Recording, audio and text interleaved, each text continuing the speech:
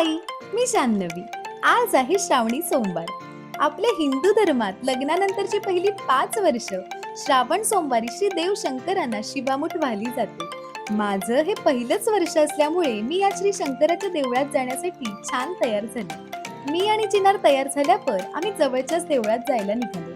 श्रावण महिन्यातल्या प्रत्येक सोमवारी शिवामूठ या व्रतात 5 प्रकारचे धान्य जसे की तांदूळ, तीळ, मूग, जव आणि सातू या क्रमाने एकेका धान्याची मूठ भगवान शंकरांच्या पिंडीवर वाहिली जाते. देवळामध्ये श्रावणी सोमवार असल्यामुळे अभिषेक, पूजा असं सगळं चालू होतं. तर हे आहे रत्नागिरीतील वाटेत गावातील खंडाळ्यातलं खंडाळेश्वर मंदिर. कोकणात मिळणारा जांभा दगड आणि लाकूड यांचा वापर करून बनलेलं निसर्गाने समृद्ध असलेलं छान कौलारू असं मंदिर आहे.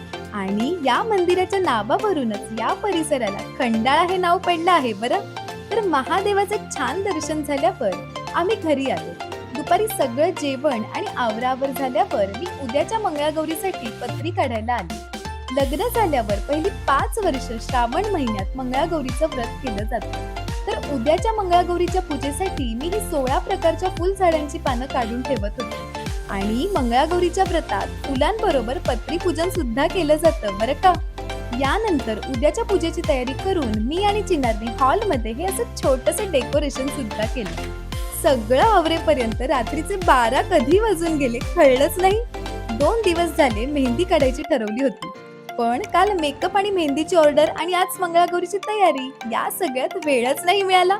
मग काय, चिनारच्या मदतीने हे असे लहानपणी काढायचं ना तसे मस्तपैकी मेहंदीचे गोळे काढले आणि माझी हौस पूर्ण केली. तर उद्याच्या ब्लॉग मध्ये तुम्हाला माझी मंगळागौरीची पूजा, मी घेतलेला उखाणा, फुगडीचे खेळ असं सगळं बघायला मिळणार आहे हा.